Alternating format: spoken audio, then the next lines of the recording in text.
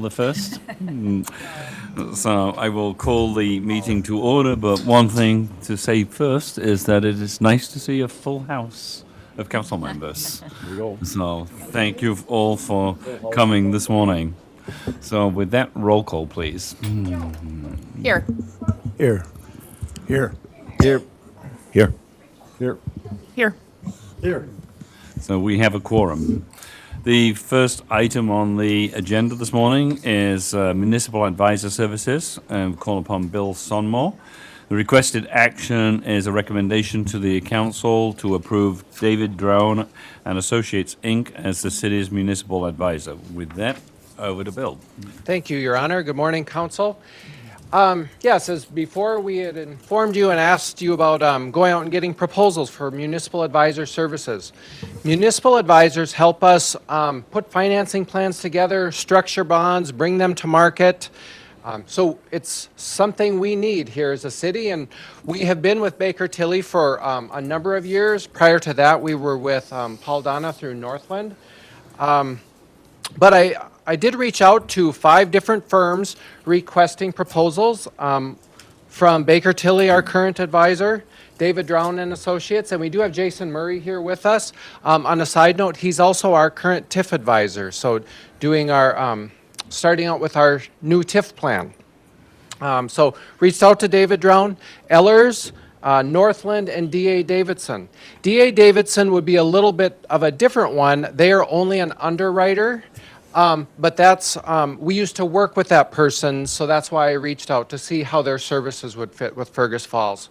When they're an underwriter, they would want us to place all the bonds with D.A. Davidson, so we wouldn't do competitive sales with them. But that's certainly still a good option at times, and we may do that in the future, do some negotiated sales. Kind of depends on the market and where we're at.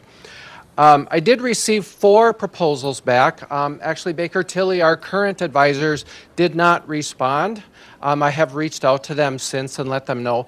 They've had some people leaving over the years, so obviously that's not one we would be recommending right now because we didn't receive a proposal from them.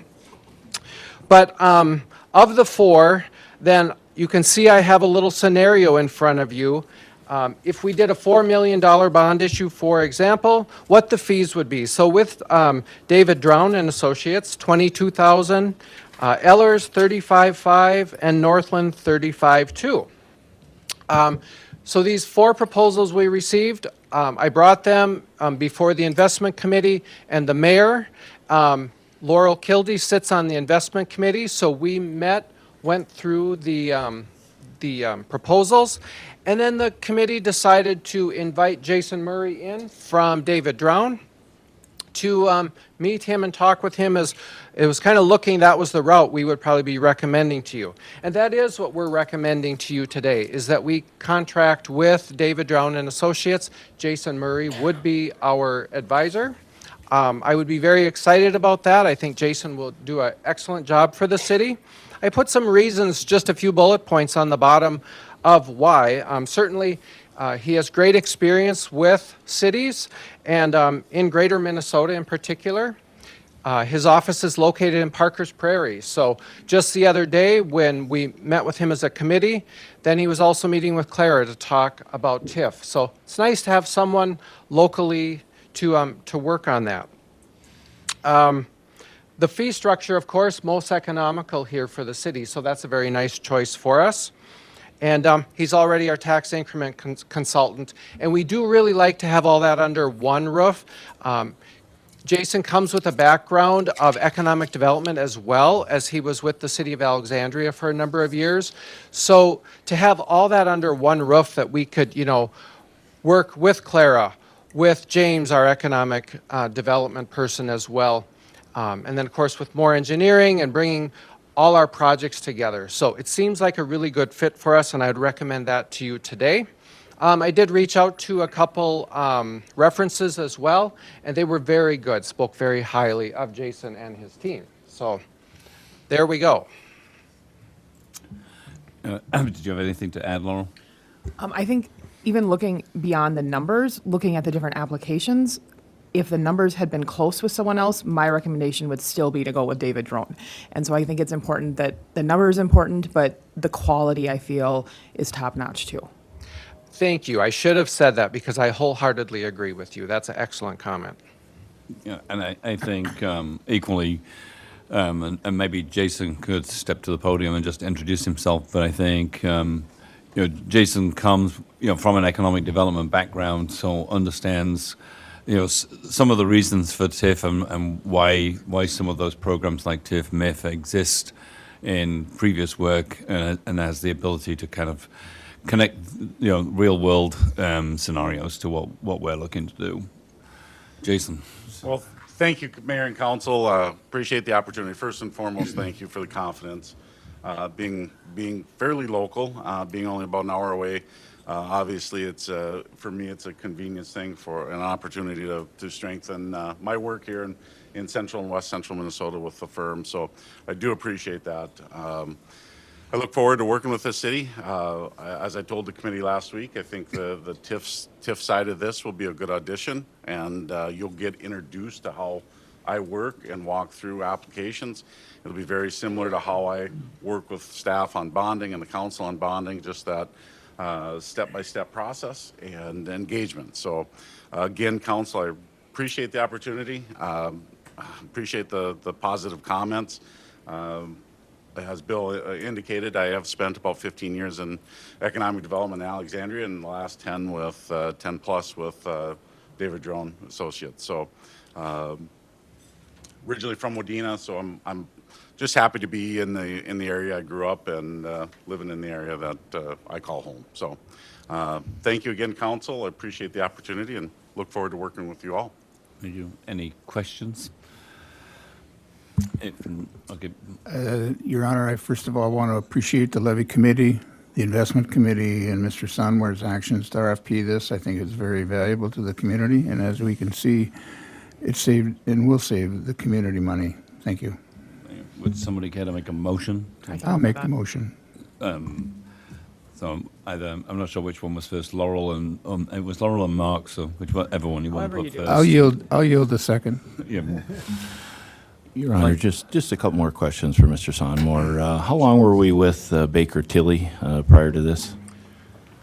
I'd have to look that up, but it's certainly over 10 years, I would think. Okay, and We were probably with 10 years with Paul Donna at Northland, and then after that, so 10, 15 years. yeah, and with this, it sounds like through the mayor and Councilmember Kildee and yourself that we hit a home run here with this. The way it sounds, this is going to be a great addition to our community. Yes. Correct. 100%. So with that, I would like the council and the mayor and different other individuals to start looking at if there's other things we can RFP. Because when you brought this forward to us to RFP this, I was very impressed with your doing that because if you hadn't, we'd be sitting with Baker Tilly yet, and we wouldn't have hit this home run here today, in my opinion anyways. And so I thank you for that, and the community thanks you for that.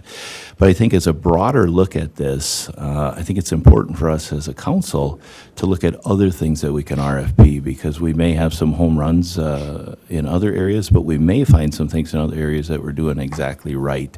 And so I think this just opens up a further discussion to do that, and I thank you for that. Do you have an idea why the quote was so much lower, though? Sometimes in business that gives me a little bit of a pause to where it is, or is there an explanation for that? You know, I may have to look to Jason on that, but Bill, can you I don't come? have to do downtown Minneapolis infrastructure, right? Basically, council, we're a smaller organization. We run a little thinner. Obviously, I work from home, so it's kind of a flexible office environment, but we've got the resources through DDA to serve the community. And just on a side note, with other things that we look at, like RFPs, I want to give you confidence on a lot of other things. We're doing the right things, and I am confident on that. For example, we're undergoing our audit right now, and we haven't done an RFP on that, but I've done reviews of comparable fees and whatnot. And there are things you keep long-term relationships with that work really well for you, but we do look as staff, and I've even brought that update maybe a couple of years ago to council and said, our fees are in order, they're even less than what our competitors would be. So to give you some peace on that, that we're not neglecting bringing something to you on that. We do look at that. And in particular with Baker Tilly, we had very good service all along, but we started to see some turnover there and probably not getting some responses which we would like. So you know what? Like we say, it's not always about the money. We want good service for what we're getting, and certainly what prompted us here. So. Yeah, and I appreciate that a lot. I think Jason tells us, straight out, though, that if we have the ability to look at somebody other than a Twin Cities Metro type organization, that's imperative to us. I think it helps strengthen outstate Minnesota. We're giving business to an outstate company and not that corporate cost downtown Minneapolis. So I'm happy with what we've got today. Good. With that, all those in favor say aye. Aye. All those against, same sign. Hearing none, the motion is approved. If everybody good with that on the consent agenda? Your Honor, was that a joke? Probably, because you'll probably pull it off on Monday anyway.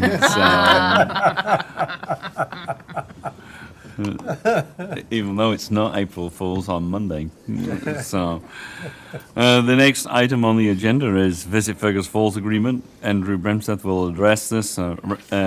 Recommendation to the council to approve the agreement, professional services with Visit Fergus Falls. Over to Andrew. Yeah, thank you, Your Honor. Members, good morning. This thing is out of control.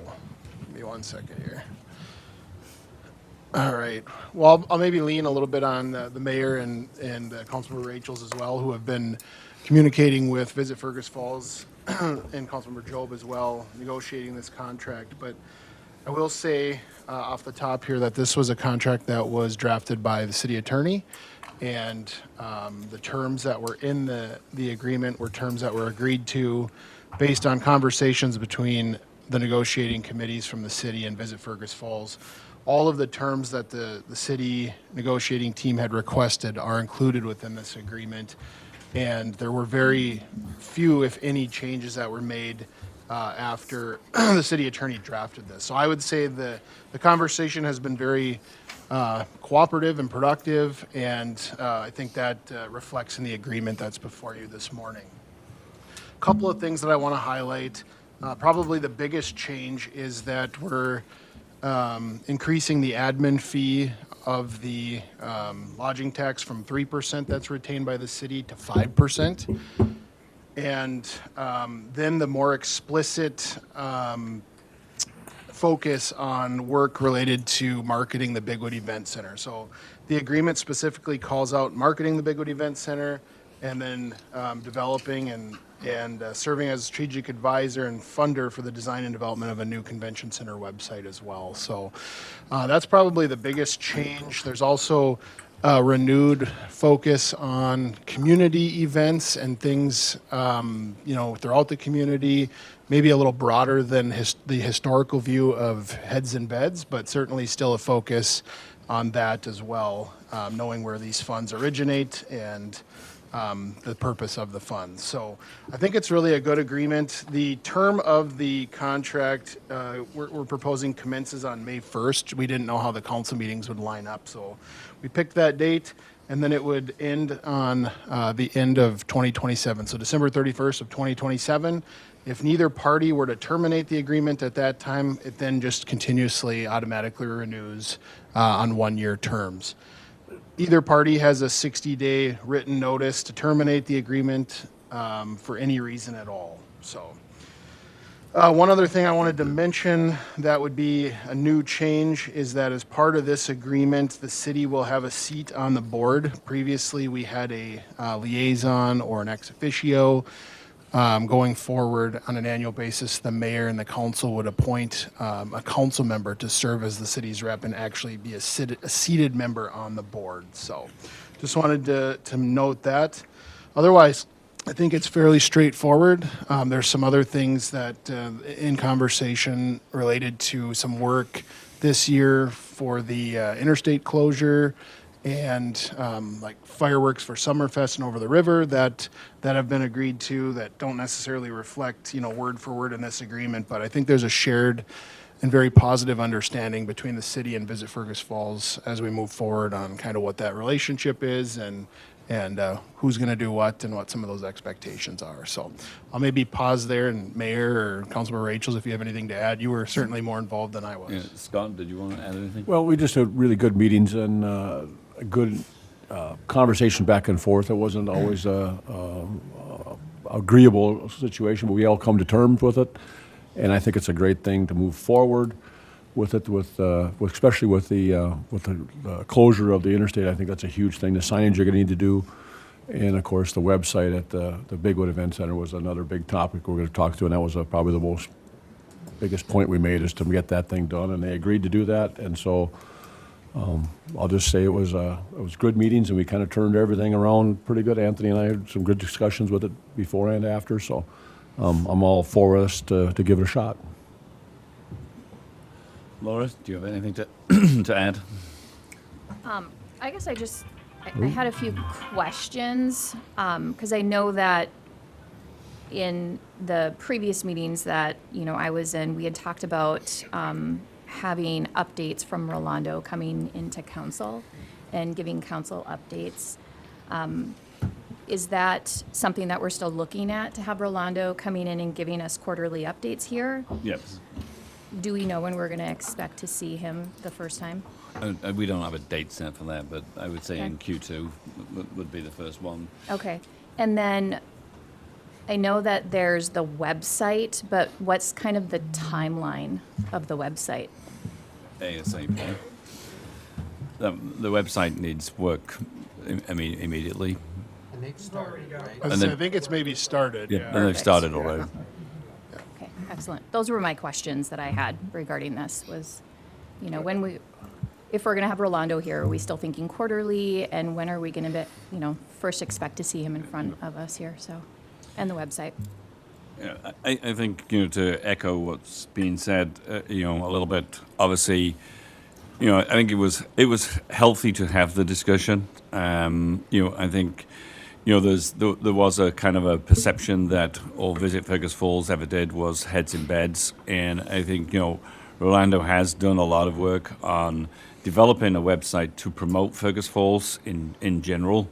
And I think, as Andrew mentioned, we wanted more emphasis on the convention center, not just the city's one, but there are a number of other meeting rooms within the city. And, this year, particularly with the closure of Exit 54, anything that we could do that would bring people into the city and to eat and sleep and play is obviously a positive thing, whether it's for a business meeting or for something, like a wedding. And I think, and out of it also came that, we need collaboration from city staff as well in terms of facilitating some of the, upgrades to the website, better photographs of, meetings, better photographs of, events that take place out there to give a better showcase of what the facility is. It's a beautiful facility, and if you look on the website, some of the pictures don't do it justice. And so, and the purpose of obviously, the 2 years was to, it's very difficult to have an expectation that we're going to see an increase in activity at the Bigwood this year, but hopefully we can lay a foundation for next year to start seeing, an increase. And this is, it's not to subsidize the Bigwood. These dollars cannot be used to subsidize the Bigwood in convention centers. These dollars can be used to promote. And hopefully if we promote and we get more business activity and more bookings, then by default, that will decrease, the contribution that the city is basically making, which this year alone is estimated to be about 160,000. So, like everything, it's volume that's going to make a difference. The more people, and also if there are meetings there, it's third-party outreach catering. So there's a catering company that's going to benefit from those meetings. So it's more than just, quote, doing the big word. It's increasing revenue for other businesses in town. Alf, you got a question? I guess I'm a little bit disappointed that the director of Visit Fergus Falls is not here this morning. And when it was brought up to the council, I forget when it was, but recently, it wasn't he that spoke to the council. It was a gentleman, and I'm sorry your name, but spoke. I feel that's the director's job to present that to the council. And if this is a very important thing, I'm surprised the director is not here this morning. I don't know if he had other commitments or what. But I don't want to go down the wrong road again. Every month is important in politics and in running things. Are we going to be 2 months behind if this doesn't happen? So I'm very, very leery, skeptical that this will work. We jumped into a whole different mode of things when we hired an outside economic director. Probably one of the best things we've ever done as a council, and I thank you all for that. And we need somebody who has many, many contacts, who we can outsource to bring people in. We're not just looking at 5, 10, 15 miles away from Fergus Falls in a radius. And I know that was talked about some years ago, about how far do you go. We want to try to go all over the place to get things known, what we have here. We have a great community, and I see great things for it. But we need to have the people in the right positions. And if that means that the existing director wants to put in for that position, that would be great. If not, there's others out there too.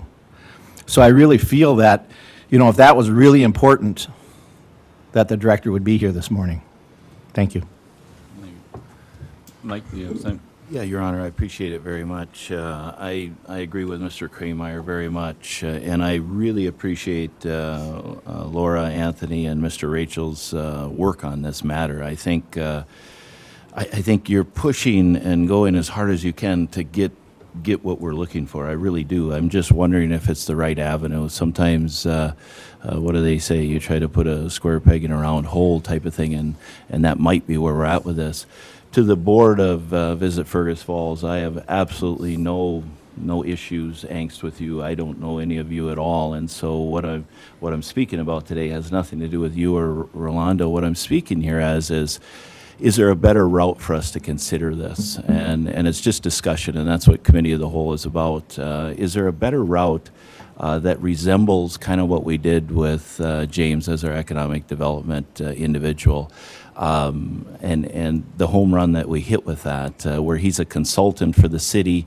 The council has access to him at any moment. They're on his phone. We talk with him virtually every day as we work to grow this city. And I think we've seen such a turnaround, and the community is going to see this upcoming here pretty quick, where there's lots of things in the fire right now coming this way. And it's exciting, and it's great to be part of. And what it allows is it allows every one of us council members to be able to push that forward.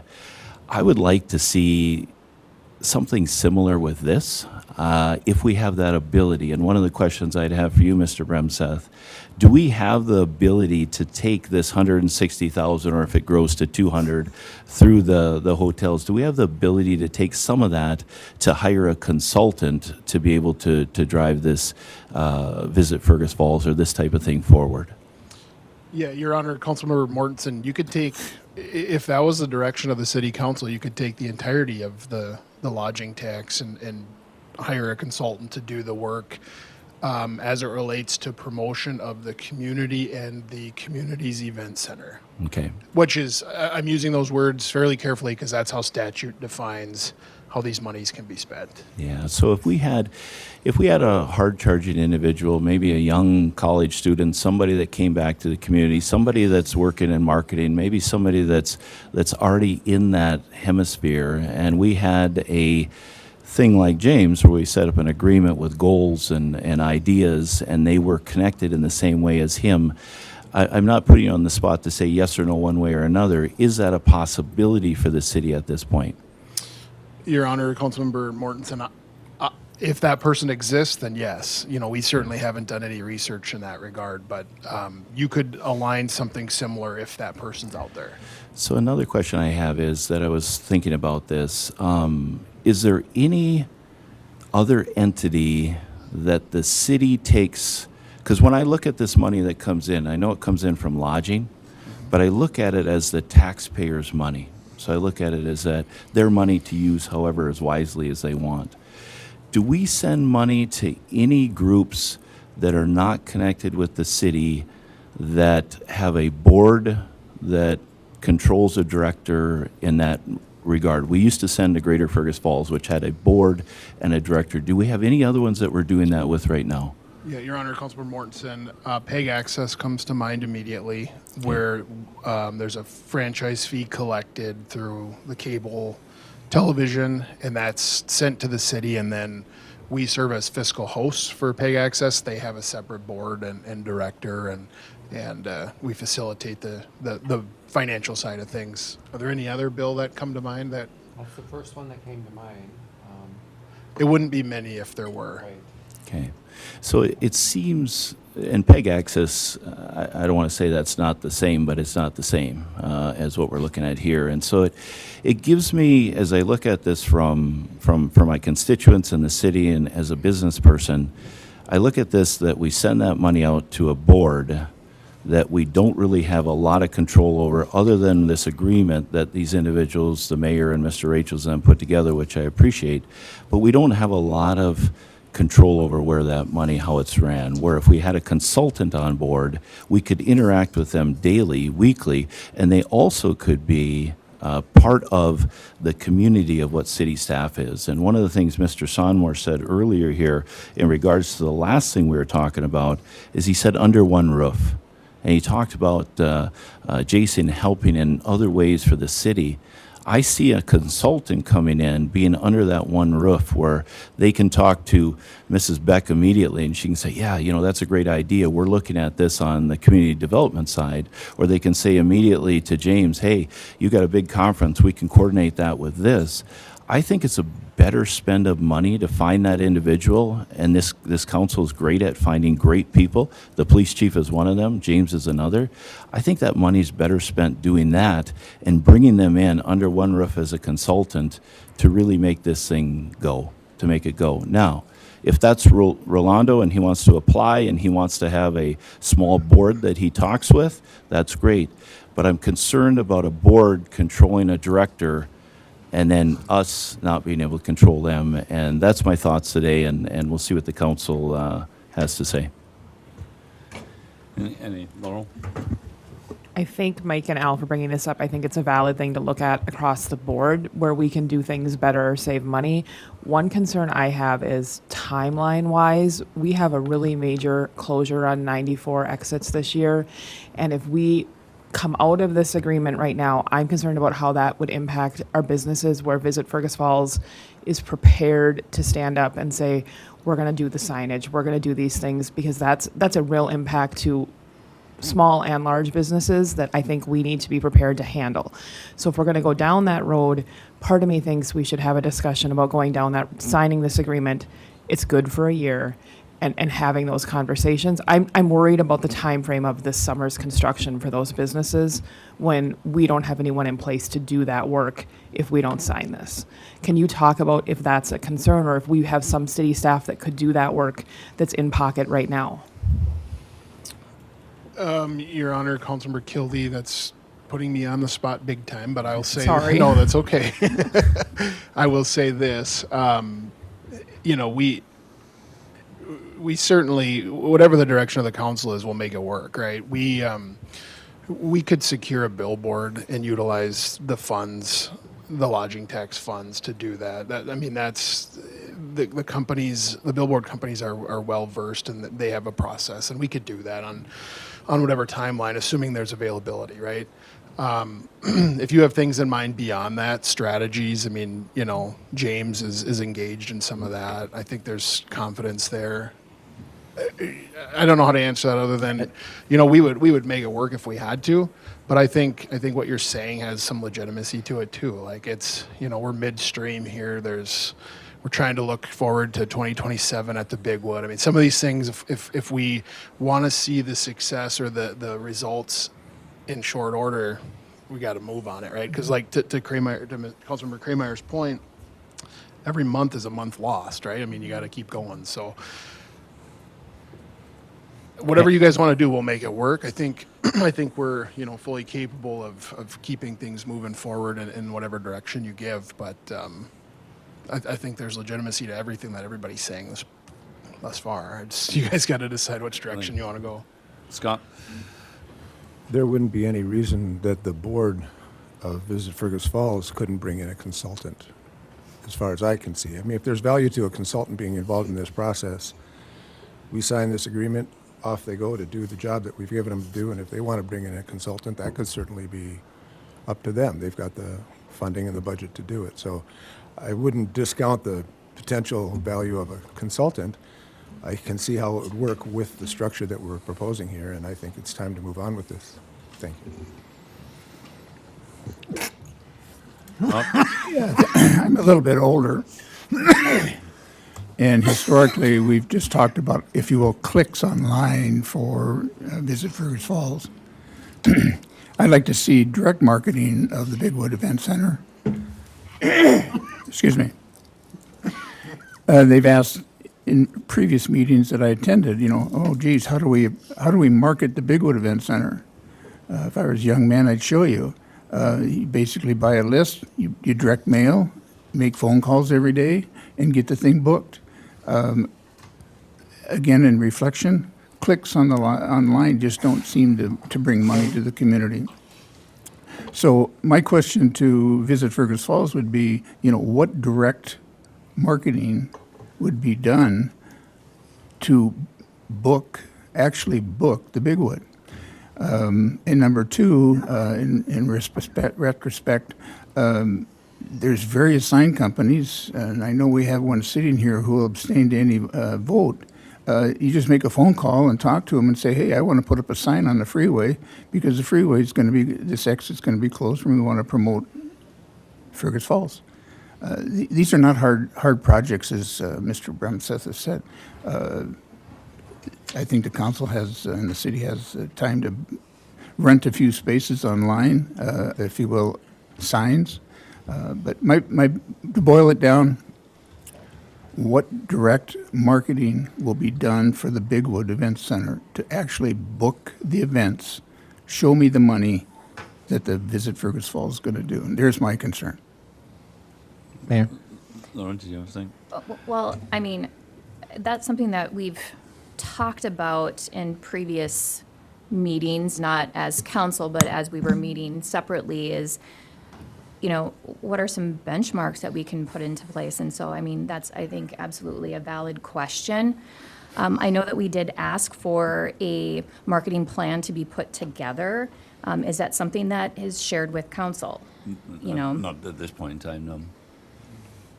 So, I mean, those are valid questions, absolutely, as we're moving forward. And I think that if we could have that marketing plan for everybody to see, that might answer some of the questions that, are posed up here. Mayor? Would you guys like me to address some of these? Sure. That'd be great. Go, Thomas. Good morning, Your Honor. Good morning, Council. If you remember me, I presented a couple weeks ago here to kind of kick the ball off and summarize where the negotiations were. I'll try to go in I'm sorry, what's your name again? My name is Thomas Bales. I own and operate Swan Lake Resort and Campground and serve on the Visit Fergus Falls board. Have been for the last 2 years and now acting as vice president. And so maybe I'll try to go in order. I don't know if memory's going to get me. Rolando serves, in my opinion, his title is executive director, but he really is a marketing consultant. He has decades of industry experience, particularly strong in the social media space, the video creation, and the photos. So that's something that I don't think if you just hired another marketing consultant, that's a skill set where Rolando really shines. Why is he not here this morning? He serves at our representation. Really, we're his boss as a collective board. And so we made the decision for me to present to you a couple weeks ago and for us to represent any questions. He runs day to day. So this is the first I'm hearing of maybe performance issues on the executive director's front. And so we would have honestly and frankly loved to hear that a couple weeks ago. And if we also feel that there's performance issues, really at any time we can make a really hard decision and decide to look elsewhere. And so we're, I think as a board, prepared to do that and act as good stewards of that funds, because it's no trivial amount to be paying payroll, right? The salary, W-2 benefits, healthcare benefits, you name it. So we want to put that money to good use for sure. Where am I going here? On the marketing front, I think in this proposal, in this contract, we are more than willing, and I think it's in writing, that we're willing to present an annual budget and marketing plan. And I think, I don't know if there's specific dates when we have to share that by. I think it's like October 1st of the prior year. So it's quite early in the season, and that'll give you guys time to react for the upcoming year and say, hey, this is not appropriate. Can I ask a quick question? What about this year? Is there a proposal put together, a plan for 2026? I think it's being worked on. This Okay. really hung us up for like months at this point. Rolando wasn't sure if he had a job. We have a plan. I'm not sure if it's like in a beautiful 2-3 page PDF that we can just relay over, but we can absolutely assemble the more polished version of it. We've been talking as a board of what are we going to do for interstate closures? What are we going to do for the Bigwood website?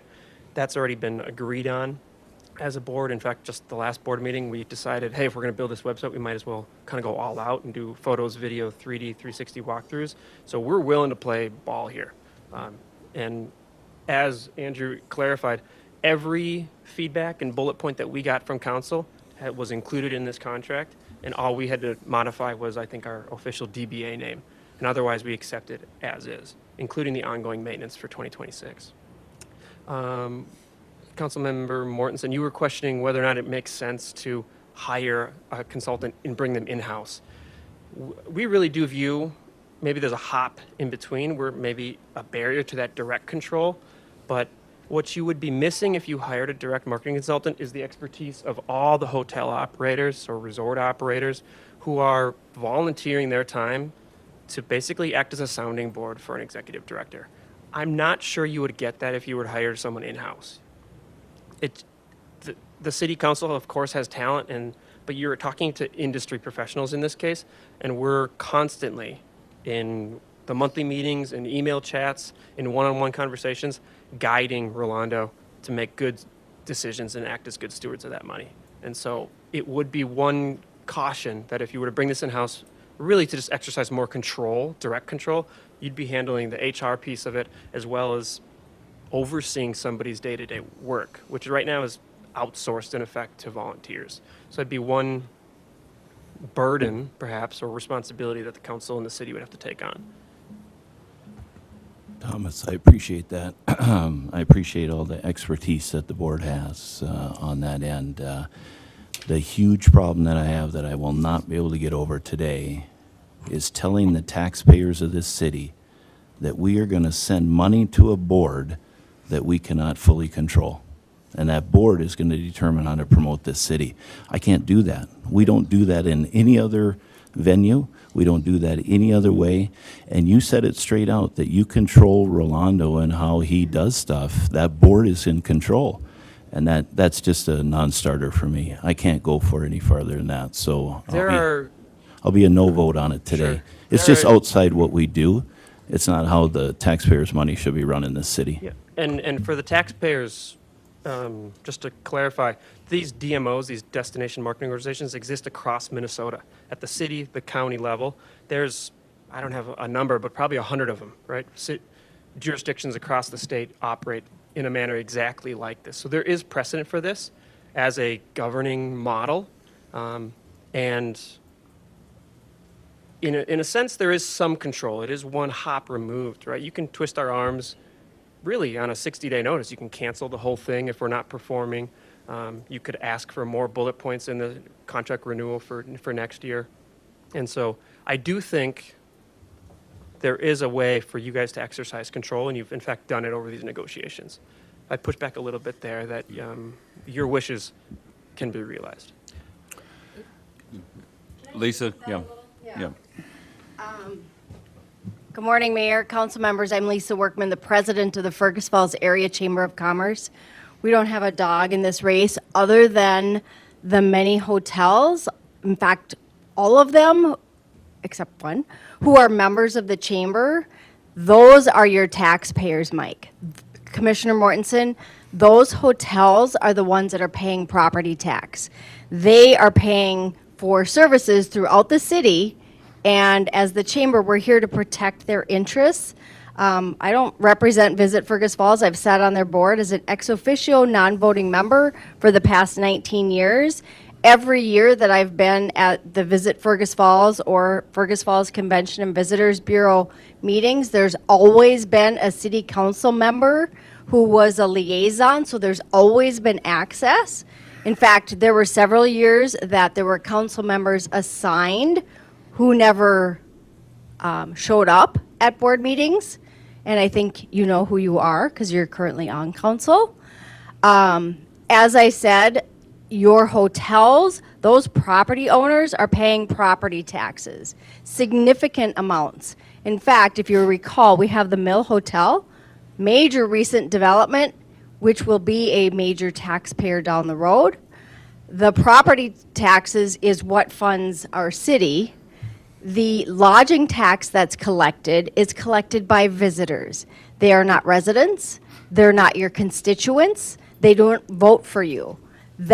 Those are the funds that fund the marketing of Visit Fergus Falls, that markets our community and our business community overall. So while this doesn't necessarily affect me or the chamber directly, it does. It affects our members. It affects many of our businesses that rely on those visitors who are paying the lodging tax. So I'm here to help explain that those taxpayer dollars are not residents or voters or constituents. Those tax dollars that are collected are from visitors. We want visitors to our community. We want them to come in and experience the many assets, the restaurants, the parks, the aquatic center, the library, the many things that we have in our community that make it wonderful. And I know firsthand Rolando does an excellent job marketing our community, and he has done so since he came on board. And I think that he is an absolute home run when it comes to marketing our community. He's passionate, he's talented, and you won't find somebody that does a better job. I'm happy to answer any questions you might have, but I couldn't sit still, so I apologize for my passion. Thank you, Lisa. Your Honor, there seems to be a lot of confusion and questions yet remaining. Would it be appropriate to make a motion to table this for further information from Visit Fergus Falls so they can bring us their, if you will, PDF that shows us what they're going to do? Yeah, I mean, you can. I make a motion that we table this for additional discussion and information from Visit Fergus Falls. Second that. I guess before I vote on that, Your Honor, what, do we have a list of what we want from them? Like, I don't want to be ambiguous here on what they would be bringing before we vote on that, or what the request is. So would you like to define the request? The only thing that I'm concerned about is it's time. Everything takes time. You know, I seconded your motion. I'll rescind it too for that. I think that we need to get going on whatever we're going to decide here. I'm not in agreement with it. There again, we've got somebody speaking for the director of Visit Fergus Falls here. 2 people now spoke for him today. And I don't feel that's right. You know, we've got, and no disrespect to Councilmember Kwame, you know, we hired our economic director. It has been the best thing we've done. And Greater Fergus Falls had a board too. And that has really turned around. Fantastic results since what we've done. Sometimes we just need a director, and that director can work with the city agencies and the council. So do we still have a definition of what we actually would like to see from Visit Fergus Falls? Well, I believe much of the conversation that we've had today would be an outline for them to present us. Did I also hear that there was going to be a council person on their board? This can be done. Urgency, I don't think there's a real urgency here. If we're concerned about freeway signage, that can be done internally. If we're going to make a contract with Visit Fergus Falls for 1 year, 2 years, which is could be terminated any 60 days, there's no urgency to this. I'd like to see a better plan from them, as we've discussed today. In reply to the chamber, I agree with you. The real estate taxes at these facilities, all property pays in Fergus is high. But at the same time, we do have citizens that do stay at these motels, and those are our tax dollars. So, again, if we were to set this off 1 month, 2 months, 3 months, I don't think there's an urgency. The signage can be done on the freeway. I just want to make also a comment with signage. We've got sign makers in this town, 3 of them that I know right off the top of my head. You know, we've got people that can do this, and people that I'm sure are very willing to do this. We have a motion on the floor to table this discussion, subject to Visit Fergus Falls making a presentation on essentially their marketing plan for 2026. So all those in favor say aye. Aye.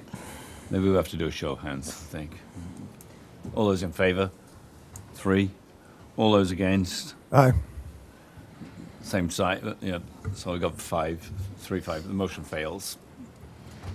Your Honor, can we, I feel like we're going to be at an impasse on this, Yeah. and I think that Councilmember Krameyer is correct. The time is of the essence.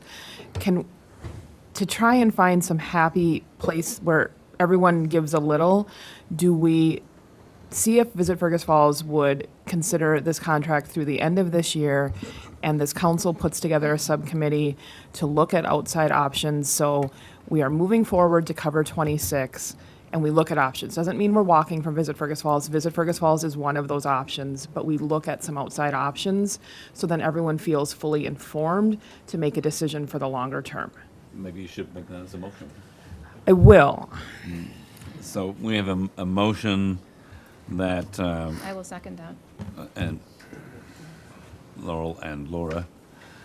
We have a motion that we consider this contract to December 31 of 26, and in the meantime, we start a process of evaluating what the council would like to see with the subcommittee to be able to go out with it. It's an RFP, or, engage somebody to do marketing work. It's the new contract? Right, and my hope would be that Change the date. change the date, and so that it ends, but along with that, this council's committed to looking at Greater Fergus Falls as an option, along with outside options Visit that would be Fergus in-house. Visit Fergus Falls. Visit Fergus Falls. Your Honor, I'd like to understand directly from those dissenting votes 1 or 2 points of what is actually critical. Why is this so important to be done? Well, Your Honor, Yeah, go on. the biggest thing is they're already in place putting the signage in to get that going for the interstate. They're already working on the website, which we just we've been pushing for that since December or November, whenever I think Laura started it and I got in on it. So yeah, there is a critical thing. Your time about this event center is huge. I mean, the longer we wait on that, we're booking for the 27 now. It's not 26 is done with. It's 27 they're working with. If we don't get it out there, it's not going to happen. The signage isn't up yet, and that's going to happen in 15 days, the closure. Am I right? 15th? I believe it is. Middle of May. They don't want to spend any money until they have a contract, and I don't blame them. I guess it's, that's their deal. So that's where I think it's time of the essence. We've never heard any of this other stuff about a different director until today, going with a separate director. When we hired James, or we went that way, we've spent quite a few months on that before we decided to do that. So I'm a little bit, I agree. I'm not saying it's wrong. I think it's probably a good idea, but right now, time is of the essence because of the closure, about the marketing of the event center needs to get going. We need to get that website done and get it going. And if they're willing to do that, they're willing to spend the money, not our taxpayer, our side of it, money that came in from them on their budget. I think this is a good thing. Yeah, Councilor Rachel, I appreciate that. But number one, signage we can handle ourselves. Who's going to internally. pay for it? that money. These do monies go. coming from the, That's their money, not our money. That's their money. The other question that I'd like to make is that, let's remember this conversation. Because if this was set up differently, like was outlined earlier, we wouldn't be having this conversation. We'd be making a decision and be done. You know, there's boards, there's directors, there's council, there's all this. It's government. Let's streamline this a little bit. We don't need boards. We need a director, and we need the council, and we need the mayor to make decisions. That's why these are elected positions up here. And we want to do the best we can for the taxpayer. back to Mr. Rachel's, yes, we can get signage done. And I believe those monies are really the city's monies, and they can use it for marketing. Number two, I would like to see what the Visit Fergus Falls is going to do to directly promote, not online, not some clicks in Chicago, what direct marketing they're going to do to promote the Big Wood. You can, to me, it's so simple. Direct marketing. 800 miles, talk to every association, every group, every insurance company, every marketing company, and invite them, not clicks on the computer. Thank you. But somebody has to do it physically. I mean, we have a motion on the floor. One more thing, Your Honor, if you can. I absolutely love this discussion with the council. This is the greatest time to be on the council with everyone, and I appreciate everyone's opinion, and everyone has something that's right. I'm gonna go down with the group and say, hey, let's go ahead and go forward with this. Let's see what this 6-7 months does. Let's see where this 8 months are. But I'm really gonna support the council being engaged with the subcommittee to figure out what is the best step forward for Fergus Falls, starting in 2027 with it. I'm gonna vote no to the motion just because I cannot get myself to go with a board to do it. But I am in support of what Councilmember Kildee said and kind of where we're headed, and I'm in support of what Mr. Rachel said on that as well. Let's run with this, let's go with this, but we know that we've got to look at something a little bit different. Right. So we have a motion on the table to amend the agreement to 1 year ending December 31 of 26. And in the meantime, to create a subcommittee to do an RFP for marketing of Fergus Falls and the Convention Center for 2027. I think, Your Honor, understanding that Visit Fergus Falls is one of the options looked at by that subcommittee. Yep. So all those in favor say aye. Aye. All those against, same sign. Aye. So I think it's four and four. My hand, sir? Yeah, I think hands. All those in favor say, raise your hand. So we got 4, and all those against, 4. So it's a tie. So do I get a vote? You do. Is this an April Fool's thing? No. I will vote. Don't make it one.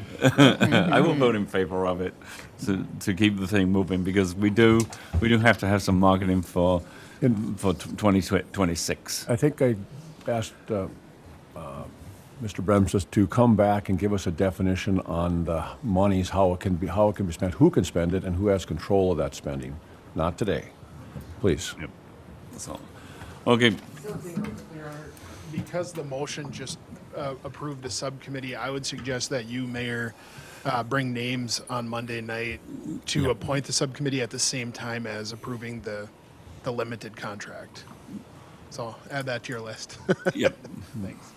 May I ask a clarifying question there? The motion that passes it to amend the contract, or was it to approve the amended contract? Or that just has a change of the date, but otherwise it's written as is? It will still have to come to council on Monday evening. So, yeah, it's to amend the contract, and we'll obviously have to speak to you guys, and obviously formulate then a plan to do the RFP. Right, moving on. E-bike education update, Clara. Good morning, Mayor and Council members. This is coming back to you a few weeks after we've first started discussions about E-bike use in the community, I learned a new word throughout this process of doing some research, micromobility, which covers all manner of vehicles that have small motors attached to them. But essentially, what council had asked for was some sort of a plan regarding e-bikes, micromobility vehicles, ways to make sure that they're being used safely in the community. So just as a reminder, the state of Minnesota does prohibit riders under the age of 15.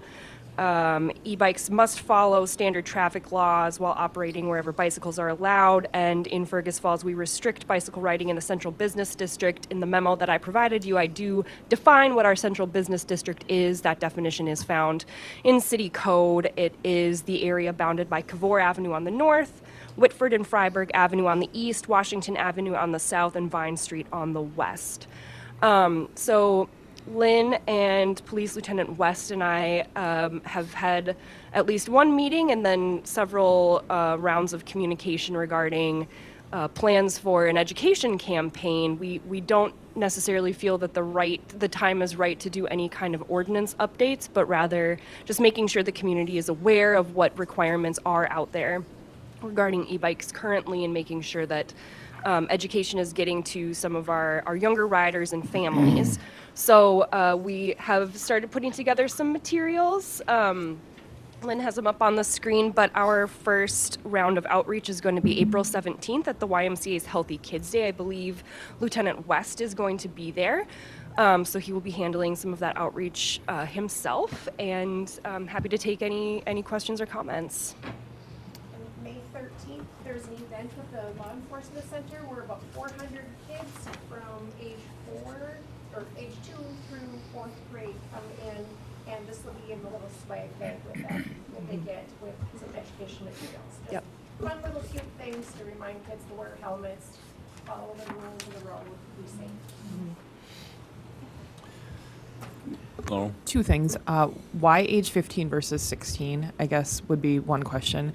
And then the second one is, after our last discussion, I did hear from some residents in my area that brought up a concern that I was unaware of but have seen since, and that is little motorized skateboards that the kids are riding through alleys, laying flat on them, where literally people are backing out of their driveways, and these kids are coming flying through on skateboards that are, a foot off the ground, and they're basically undetectable by like the car beeping system that notices backing up cameras and all of that.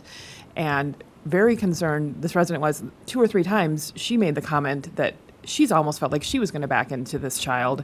So I would urge, when Lieutenant West does this, that we include these little electronic skateboards that kids are riding around on their tummies through alleys and on sidewalks, because that's pretty scary when they're that low to the ground and moving that fast. Yes, and I will say, in discussion with Lieutenant West, he says that, when they're out on patrol, our police officers are not necessarily out there looking for people using these vehicles incorrectly, but if it is spotted, or if somebody calls in a concern, they will follow up on that, and they will talk to parents, nearby residents, to address those issues. I wasn't even aware that was happening. I mean, so I just think it's important for residents to be aware that they can be really low to the ground and moving pretty fast. Yeah, and to the age of 15 requirement, that's in state statute. I assume it's because that's when you would be getting a driver's permit. Mrs. Beck, I appreciate your time on this. So I want to make sure I'm hearing it right, that our local PD will be the ones that will be enforcing all of the state laws, and like they do at this point. So if there's an infraction by somebody on an e-bike or they've done something wrong, we can rely on them to take care of it, not so much a city ordinance at this time, correct? Correct. And Lieutenant West has stressed that it is going to be about education. It's not going to be about going out and ticketing people. It's going to be about how can we make sure you understand what the correct usage is. We also have several programs available for helmets, that, free helmets for kids to ensure that they have access to those if they need them. One of the things, and I never thought I'd get on the council and talk about this, the biggest fear I ever had as a kid was the bike patrol. And the bike patrol, I didn't know it at the time, was about education, about teaching, about showing you how to do it, and actually rewarding you for doing that. I thought it was going to jail as a young kid. But do we have anything in place as a bike patrol type setup right now, Chief, that you know? No, we don't. Okay. Then one of the things that I would like to look at is see if that is something that's an option, and the chief and Mrs. Beck and Lieutenant West, if that's something we could put into the discussion, and if that needs to have some type of funding, or if it needs to have maybe a business that can get involved with some of the funding to serve that officer and serve our needs, that might be what the community has. Now, they'll probably be on an e-bike today instead of a pedal bike to do that, but I think it would be a benefit for the community, and that's how the real education came to me as a kid when I was doing it. Chief, do you want to talk? Yeah, just, you know, it's interesting, Ben, that being the trend of, you know, bike patrols and, you know, a lot of departments had them, you know, and then it's just some of it's funding. It's a pretty intense, it's not just, you know, have an officer on a bike, like there's specific training and everything to kind of be bike patrol certified. So it's a heavier lift than kind of what you think, you know, on the surface. Then you also have the staffing, because you've got somebody that's now not in a marked squad that, you know, in order to be able to go back. So certainly something we can research and look into, but it is a heavier lift than kind of what it looks like on the surface. And I appreciate that, Chief, because from me, it's just like get them on the bike. It's an easy thing. But one of the things that if we get time, and we won't take the time today, is if there's a program that we could do, like, you know, the Otter Tail County has a sheriff's posse. They have volunteers. They have people that do this. If that's an option, maybe at a later date, it's something that we can think about. If there's a volunteer bike type situation that could help the chief or help the police department, I'd like to look at it at least. Yeah, because I know there are some, you know, biking, you know, groups and everything, and you know, that'll be, I think, part of the April 17th Safety Day is, you know, officers and kids on bikes, and that, I think, that bicycle community. Okay. So we can certainly try to, you know, make sure we're not duplicating efforts and kind of have kind of one, you know, cohesive unit that's kind of moving in the same direction. Right. Excuse me. Thank you, Connor, for the update. The next. Can I add just one comment? Go ahead, I Scott. think one of the concerns that came up in this actually wasn't so much the e-bikes, but the powered scooters and the powered skateboards and things. And that, I don't think, was touched on. There isn't the classification and the definitions of that. So as this continues to go forward, just want to remember that that's a big part of it, actually. That's where some of the big concerns were. So thank Well, that's why I'm embracing that new word I learned, micromobility, because that really does cover the general trend of smaller vehicles being motorized in this way. So we might be saying e-bikes, but I think we're referring to all of the implements that could fall under that definition. One last comment. I know our time is short. I appreciate the safetiness of this for both the rider of the micromobile equipment and educating the youth. But please, Chief, I think the real education goes to the parents. They're the ones that kind of control the household. So we just need to coordinate those efforts. Thank you. Right, the next item on the agenda is a quick trip rezoning update. Call upon Clara Beck. The requested action is recommendation to the council to approve the rezoning of the land up by the interstate. So with that, over to Clara. Thank you, Mr. Mayor. 1397 Tower Road South is the subject property. This has been before you in the past as a request for rezoning. That request was withdrawn. We kind of went back to the drawing board on this request, and during the first time that it was brought forward to both Planning Commission and Council, the feedback from the neighborhood at that point was B2 was likely a more appropriate zoning. So the project has been adjusted, the request has been adjusted. B2 is the recommended zone. It is a fit for long-term plans that the city has had in the past. The Planning Commission had a public hearing on March 23rd. there was some really good, robust conversation between Planning Commission and people who showed up in the audience to speak to their concerns about specifically the use, not necessarily just the rezoning, but the identified use. Just as a reminder, that property has not yet changed hands. It is still owned by Mr. Lee Rogness, and while Quick Trip was the applicant, he did have to sign off on that rezoning application. But during the Planning Commission meeting, again, they had some robust conversation. Great points were raised. Ultimately, Planning Commission did find that the rezoning was, the request is appropriate, and they have passed it on to the City Council for final decision. And I am happy to answer any questions that you might have about the case, any of the discussions that were had.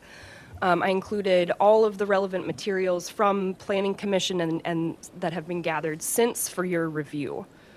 And happy to respond. Thank you, Clara. I know we have at least one person in the audience that would like to speak to this. So maybe, Eric, if you want.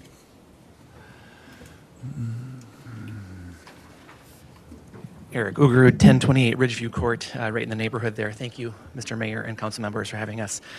First of all, I'm not against a gas station. And I think as the conversation happens in Fergus Falls, people are saying, oh, the residents want to kill this project and get a Quick Trip out. That's not the case. What we're against is trucks in our neighborhood. So the question becomes, is this a normal request from Quick Trip? And I have two very interesting points of data for you. My wife has done a lot of work on this. Quick Trip has 217 locations in Minnesota, of which 82 are truck friendly. And my wife looked at all 82 of those and found that there are 24 of them that are near houses. And of those 24, only 4 have spaces for truck parking. So Quick Trip normally, when they come into a location and they're near houses, they don't normally put truck parking spaces there. And then talking with Councilmembers Mortensen and Kildee last night, the interesting question came up, well, isn't this case different because it's near the interstate? And the answer is no. Very interestingly, when you look at those data points, you see that Quick Trip puts locations on the interstate with no truck parking spaces. There's not a lot of the numbers are smaller, and this is just last night, so we didn't have time to finish it. But you look at places like Monticello, and then very interestingly, Melrose. Their new location as of February 2024 has no truck parking spaces in it. So is this a normal request? I would say there are so many truck-friendly locations on Quick Trip's website with no spaces. And then also interesting, if we're talking about an overall zoning plan, the city of Fergus Falls incorporated our neighborhood in a new zoning plan not long ago. So this is not just an interstate location. This is a neighborhood that deserves the same kind of protections as any other neighborhood. And then finally, we don't have a truck stop ordinance in place right now. So I'm concerned as a resident that if we, excuse me here, that if we don't have a truck stop ordinance in place right now, but we rezone, I'm concerned that we're putting the cart before the horse. So I think for a lot of reasons, I don't think this is the right project in the right place. We as neighbors, we understand. There's probably going to be something that goes there. We want the right something to go there, and I don't think we're ready for this plan that's moving forward. And I think the rezoning would be a mistake actually right now too. So two issues. Is rezoning the proper step right now, and is this the right project? Does anybody have any questions for me? Any questions of Eric or comments? Yeah, Your Honor, Mr. Ugrud, I really appreciate you and your passion and your wife. I had a great conversation with her last night, and very professional conversation, and it's been great. The way I read it from you right now, and I want to make sure that I'm correct, that this project, you've seen what it looks like, you see how it sits. This comes down to 9 truck spots is kind of your hang up with it. You would be okay with the standalone diesel. I know it's not your favorite in that, but it comes down to just the truck spots. Is that correct? Otherwise, the site design and the location looks pretty good? For me, it is, and it really comes down to like the pollution, and for me personally, it's a lot of the noise pollution. We hear the jake braking when trucks stop from the interstate. So that's number one for me, is I'm concerned. It's like an alarm clock. I don't want an alarm clock going off multiple times a night because Quick Trip is inviting the trucks like that. I think if those truck spots went away, I don't think we'd get as much nighttime traffic. The reason I bring that up is because I want Quick Trip, which is probably Yep. listening, probably watching here today, to know that the residents in that area, even though it's not your favorite choice, you're on board to get this done. You're on board to move forward. It's the truck spots that have your concern. I don't know that I speak for all the neighbors, but that's where I've landed.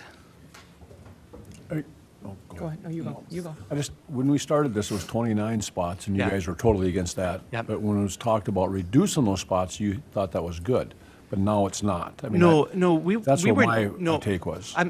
Thank you for your question. I think that would be a misunderstanding that we were never okay with any truck spots. Okay. To us, we want this to be a gas station, not a truck stop, not a truck friendly. That Quick Trip's language is truck friendly. They know what that is. And again, in 24 cases where they're near houses, only 4 of them have the truck spaces. And they put up a new spot just 2 years ago. So they'll do business with cities without putting truck spaces in. They've done it. They're doing it. Laurel?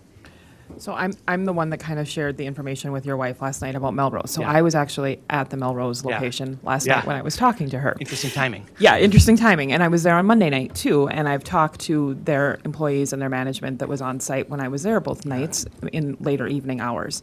And the gentleman I spoke to last night pointed out they don't have truck parking. They have an agreement with Burger King that's next door, and that's where they tell the trucks to park. And they're in the process of trying to purchase that location for truck parking. So Melrose is a similar situation. Their layout is very much like the one that's proposed here. They have 10 gas fueling situations and all of that. I will say last night there was one truck parked that was, in their lot, but not in truck parking. And the manager said, it's hard to control even if you don't have truck parking. They will stop if there's not cars there, and they will park anyway. Yeah. And I think that's something that we need to keep in mind. And I said, do you think the lack of truck parking impacts how many people are coming off the interstate and the Jake braking and things like that? And he said, most people aren't looking for a place to park. They're looking for the other things we offer. So I don't know if it's going to stop that much traffic getting off the interstate, but I do think, it will to an extent. I think it will. So those were the conversations I had in Melrose. I was impressed with the facility, the size of it. I did not feel like it was obtrusive, which I think is important for our neighborhood, for those living near it. I thought the lighting was down lighting that was not a beacon in the sky, which I think is very important too from a lighting perspective, because there's light pollution too. So I was impressed by that facility being there at night, and I wanted to be there at night to see it, because I know the night is one of your guys' main concerns. It is, yeah. And from what I understand, I think truckers get to know the locations, and I think, things that would limit the scope of this, I think truckers would say, oh, well, there's another stop that they could go to at night.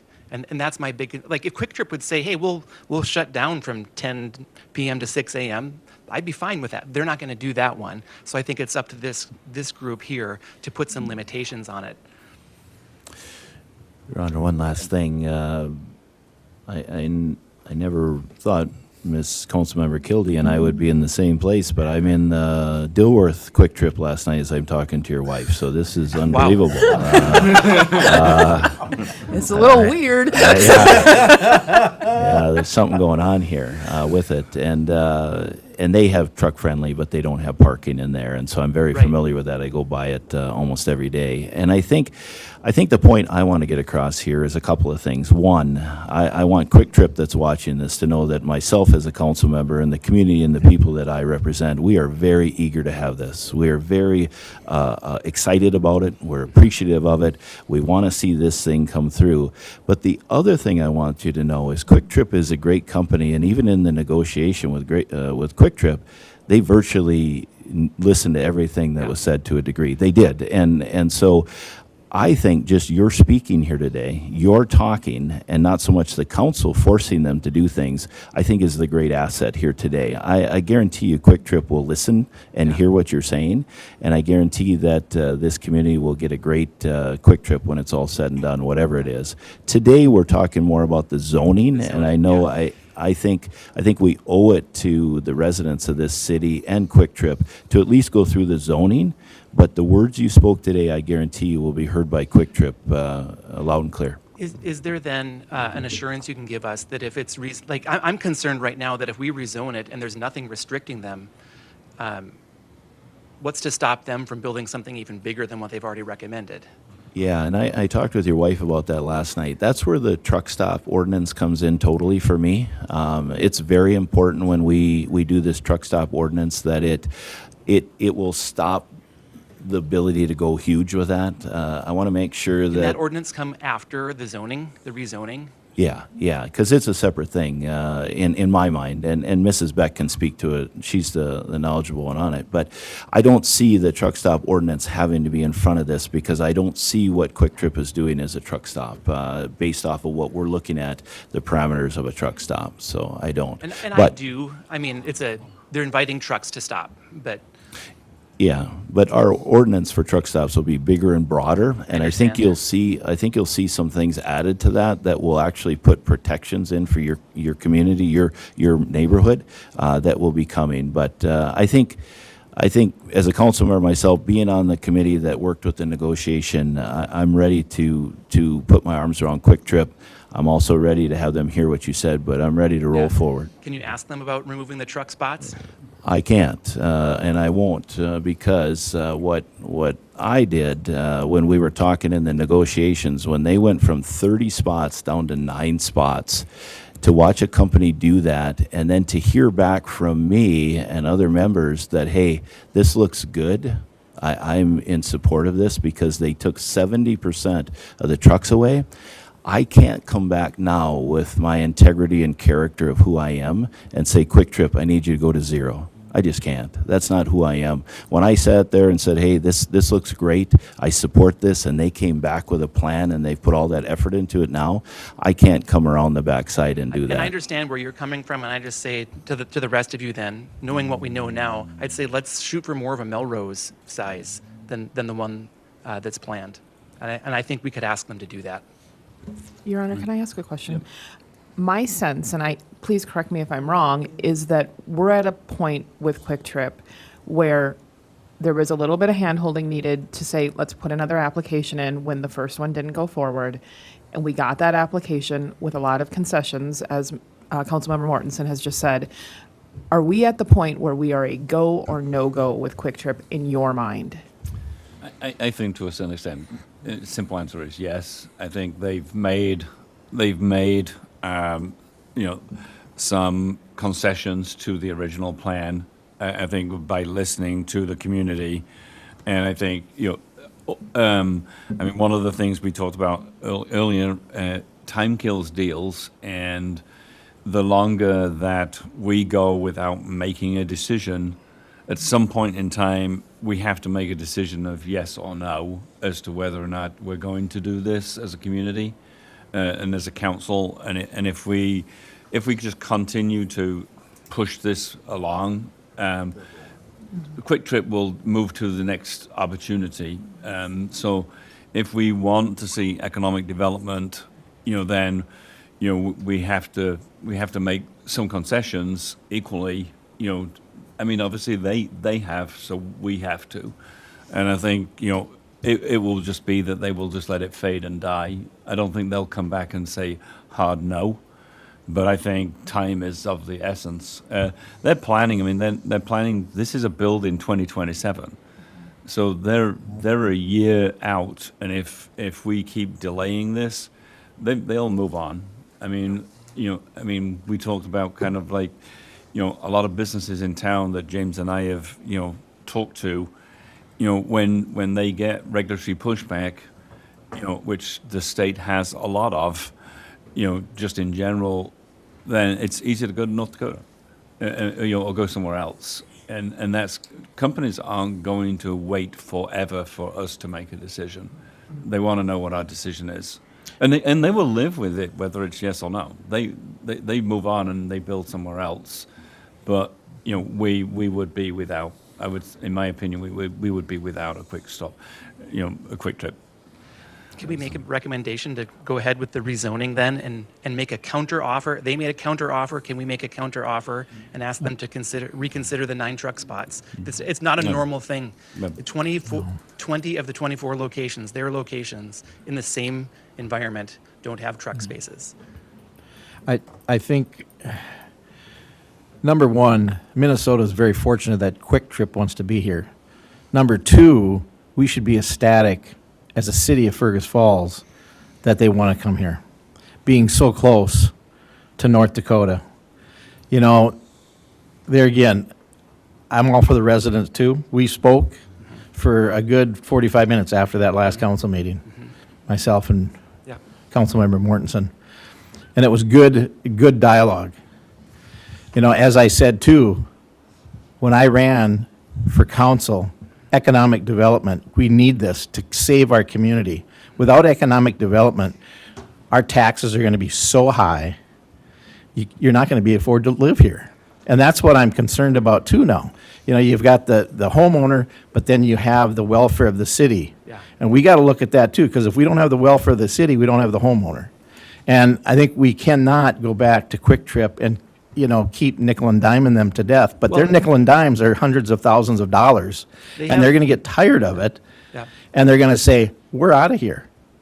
You know, when I first met the guy, I looked right at him. I said, I think, you know, you're a reasonable man. You're going to work something out, to Dean George. And I honestly believe that. And that's what they've done.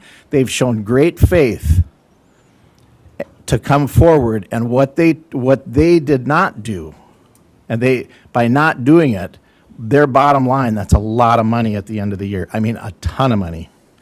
And I give them great credit for what they've done. And I think that, you know, we have been very, very accommodating to everyone here in this case, and I think we need to vote on it. Right. With that, would somebody care to make a motion to move this to Monday evening? I'll make a motion, sir. Thank you, Scott. Second. Thank you, Al.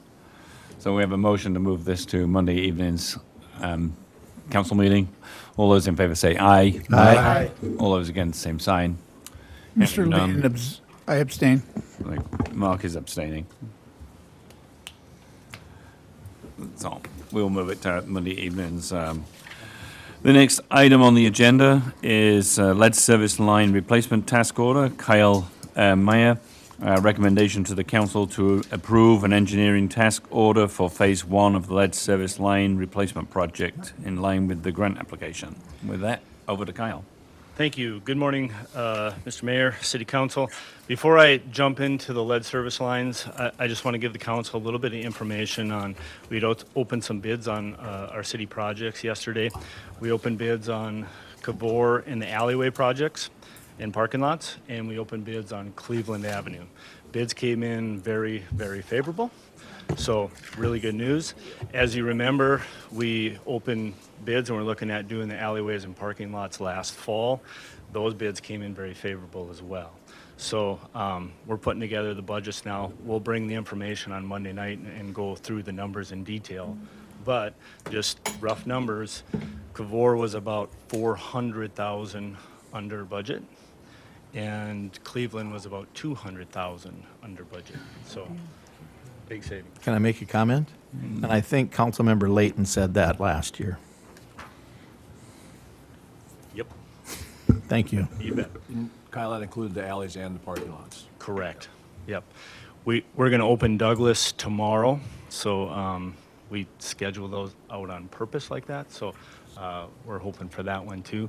Apparent low bidder on both projects was the same contractor, so that's good as well. So just good news. Kyle, on will that front. will that affect and reduce people's assessments then? Significantly. Perfect. And will they get some notification when we accept Yep. that of how they're, okay. We'll talk about that on Monday night, but we go through a final process now with the assessments. So we will send out letters and have an assessment meeting as well. That will with- make some with very all happy the residents. For sure, for sure. All right. We'll talk more on Monday on that, but good news there. So jumping into the lead service line replacement project. The lead service line replacement project is a project that's funded 100% through the Department of Health.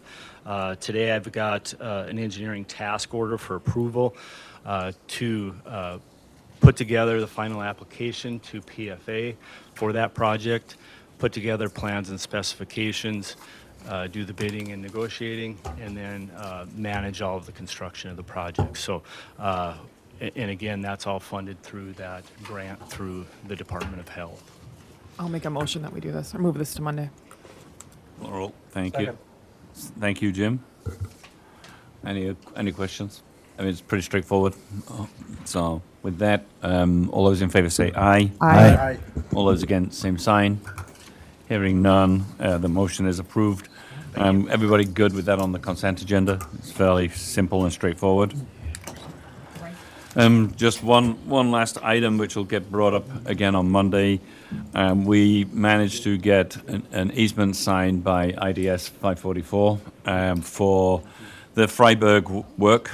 Jeff, Kyle and I met on Monday and we were able to get that easement signed, and we talked a little about the obviously the land on Cascade that Jeff had requested an easement on, and we'll have more detail on Monday, but basically wants to look at it, being more or less a land swap, that we get half an acre, he gets half an acre, and limit the amount of land that they were asking for in the easement. So just as an FYI, that'll come up on Monday. I wish it wouldn't be worded that way.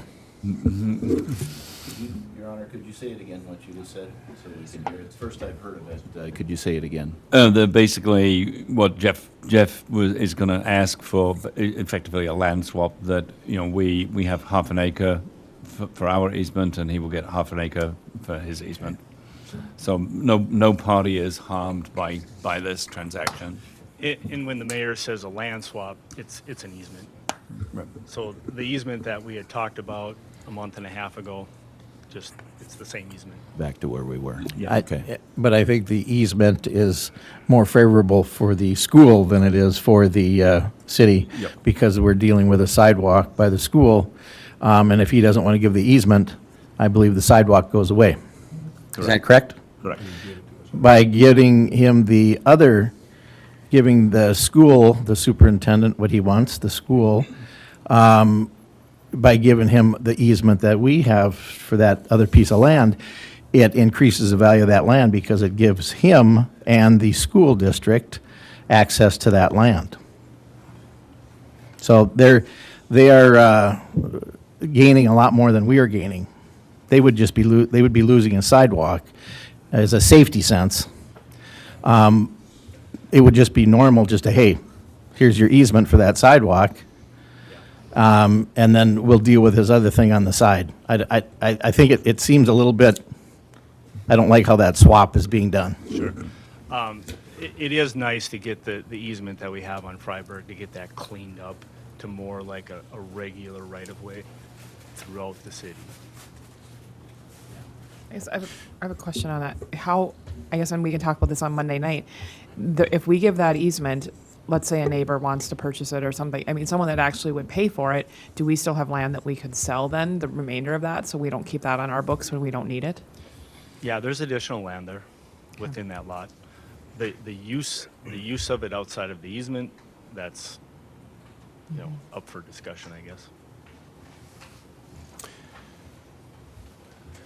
I appreciate that, Your Honor. Just a couple more things, if we could, and we can take it offline when we do it. But I'd like to see a report from the Parks Department of what they all do this summer, from where they plant flowers to where they mow. Just a report, if we could, and I can do that through Mr. Bremseth as well. The reason for that is I've had at least one, maybe two companies, larger companies, that would like to plant flowers in the city this summer to beautify the city for the 250th year and just be part of that. So if we could get a report for that, I appreciate it.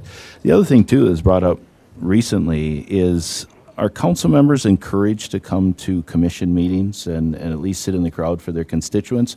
Or is there something in the charter or legal that a sitting council member cannot attend a commission meeting? I don't think there's anything illegal. I think it's generally been, and we were going to talk about that on the retreat on May 7th, that I think it was always, I think, felt that if there is a sitting council member in the room, that could be, off-putting to, for example, like the planning commission. that whether they would speak openly or not. Yeah. If there isn't a charter thing, I want to encourage council members to attend things if their constituents want them to. I think it's important. Now, if they come to the lecture and they speak in a certain matter, that's a whole different matter. Yep. But to be able to just sit there, I think is not kind of what the will of the people are looking for in this city, in my mind anyways. We'll let the council decide that going forward. Yep. So, with that, announcements, obviously most city offices and facilities will be closed in observation of Good Friday. Garbage and recycling picked up on Thursday will be collected on Wednesday, today, so you're probably a little late if you didn't get your bin out. And Friday's collection obviously will get picked up tomorrow at Thursday, April the 2nd. One thing on garbage that would help the trucks is if people would actually put space between their bins on, I mean, if you could, in this case, when we say give an inch, people take a yard, take the yard and actually spread the bins out.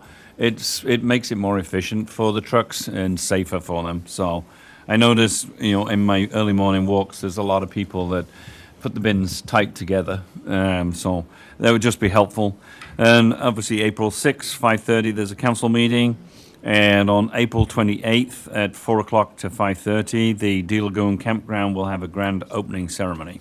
With that, we are adjourned. Thank you very much.